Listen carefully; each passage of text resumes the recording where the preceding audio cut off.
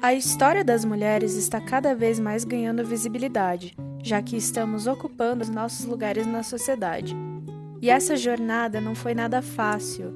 As mulheres lutaram para poder votar, escolher com quem casar, lutaram por uma educação, contra o machismo estrutural da sociedade e pela inserção da mulher no mercado de trabalho. E esse será o nosso foco: analisar como, desde a Revolução Industrial, a mulher vem se projetando nesse mercado a partir de um viés histórico. Para falarmos da mulher na indústria, primeiramente temos que abordar o início da industrialização, no contexto das revoluções do século XVIII. A Revolução Industrial acontece na Inglaterra, que, nesse período, está passando por grandes transformações no modo de vida. Um rei foi decapitado constitucionalmente por não respeitar o parlamento. A propriedade privada que veio com o fenômeno do cercamento está se fortalecendo, assim como uma nova burguesia emergente. Todas essas transformações vão criar um ambiente perfeito para a Revolução Industrial. Mas esse processo de surgimento de indústrias e fábricas não se deu de um dia para o outro. Primeiramente, deve-se pensar no próprio trabalho. O modo de produção vai se especializando com a divisão do trabalho e, com o tempo, máquinas mais sofisticadas foram inseridas. Além disso, as populações camponesas foram se estabelecendo em maior quantidade nas cidades. E é nesse momento que a participação da mulher no processo de revolução fica mais visível. A força de trabalho adulto na indústria têxtil do Reino Unido atingia 200 mil pessoas, das quais 100 mil eram mulheres e apenas 88 mil eram homens. Empregar mulheres e crianças era mais barato, e eles eram fortemente explorados. Mas as mulheres não eram submissas a esses processos. Muitas delas encabeçavam a resistência a essas novas indústrias, trazendo toda a sua energia na luta contra a introdução das máquinas, as novas disciplinas e aos novos modelos de comportamento que estavam sendo estabelecidos à comunidade feminina. Faziam motins, quebravam as máquinas e barravam a entrada de alimentos nas fábricas. E é legal pensar sobre isso, já que mesmo com a marginalização da época, elas eram ativas no processo fabril. Por um lado, lutavam pela sua inserção nesse novo mercado, por outro, tentavam garantir nenhum direito a menos. Enquanto todos esses processos mudam a realidade do mercado e da mulher no mercado, novas discussões também vêm à tona. Qual é o espaço público e privado que a mulher deve ocupar nessa sociedade moderna se industrializando? A mulher deve trabalhar? Cria-se todo um imaginário social do que a mulher deve ser, do que a mulher deve fazer, com a produção de todo um discurso acerca dessas mulheres que visava silenciá-las e subordiná-las. Terão revistas, boletins e jornais que vão clamar por um retorno ao lar, que pede a volta das mulheres ao campo privado, que nega sua permanência no espaço público. E esse pensamento vai estar presente tanto na elite quanto nos operários, e pouco a pouco a participação das mulheres nos lugares públicos foi diminuindo. Outro ponto a se levar em consideração é que as mulheres enfrentavam uma dupla jornada de trabalho. Tinham o trabalho nas fábricas, mas também tinham o trabalho do lar. Entre a produção industrial e sistematizada, tinham que encontrar um tempo para ser mãe, esposa e do lar, onde a mulher foi atendendo um novo ideal de mãe e vigilante do lar.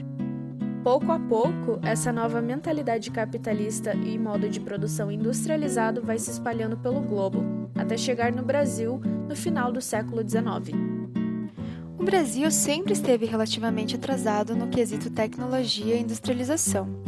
A gente só vai ver um projeto efetivo a partir da Era Vargas, mas desde o final do século XIX vamos ter o início da formação de algumas indústrias. Nesse começo, são indústrias menos modernas, com longa jornada de trabalho, e não podemos falar de uma legislação trabalhista. Não tem um órgão regularizando esse trabalho, protegendo esses trabalhadores. Assim como vimos que aconteceu na Europa, a própria classe operária legislava contra a inserção da mulher nas indústrias. Em alguns boletins informativos da época, é possível ver anúncios e matérias que abordavam justamente esse retorno ao lar, pedindo o retorno da mulher ao espaço privado, diminuindo a sua participação na sociedade. 3 coisas devem ser levadas em consideração nesse momento. A primeira é que estamos falando de um momento onde o capitalismo está passando por diversas mudanças e se fortalece cada vez mais com o uso do trabalho especializado.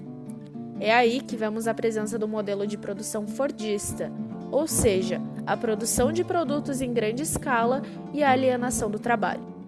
A segunda é que as mulheres tinham pouca representação nos meios sociais, sem participação política, seguindo modelos comportamentais que as silenciavam.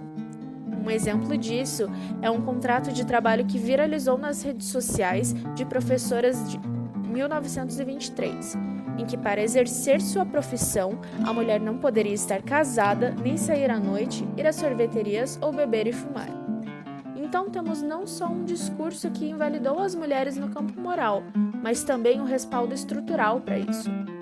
E a terceira é justamente sobre a condição de trabalho nessas primeiras indústrias, baseadas em jornadas exaustivas de trabalho, em condições insalubres, sem regulamentação. Apenas com o Código Sanitário de 1917, algumas leis protecionistas foram redigidas em prol das mulheres, como, por exemplo, uma lei instituída pelo Serviço Sanitário do Estado, que proibiu o trabalho de mulheres em estabelecimentos industriais no último mês de gravidez e no primeiro puerpério. As mulheres foram inseridas na lógica industrial, como vimos, pela intensificação do capitalismo e pela forma de vida das famílias operárias, que habitavam cortiços, quase sempre em condições precárias, enfrentando deficiências alimentares, expostas a doenças, sem contar com assistência médica ou segurança social, e premiadas pelos baixos salários.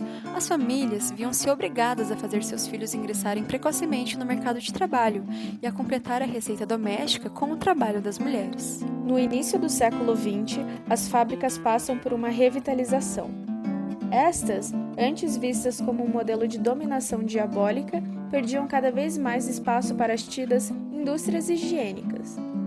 Toda essa mudança basilar nas corporações afetava diretamente os papéis sociais da época, principalmente a vida da prole, em especial da mulher. E aí, 10 anos depois, vamos ter o governo de Getúlio, um momento de grandes conquistas tanto para a lógica capitalista quanto na vida das mulheres. Temos um projeto de industrialização tecnológico e moderno, com a vinda de novas máquinas, principalmente dos Estados Unidos. Vamos ter o sufrágio universal e as mulheres efetivamente puderam participar da política, ocupando ainda mais os espaços públicos.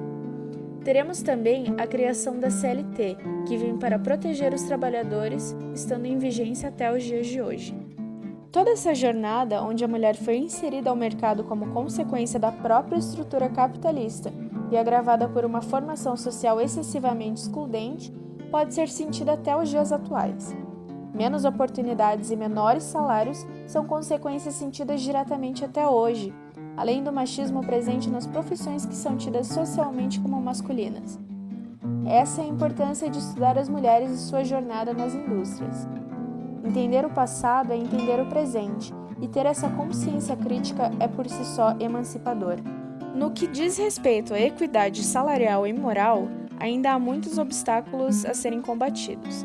Mas entender a nossa história é um passo nessa longa jornada que enfrentamos nesse processo de emancipação.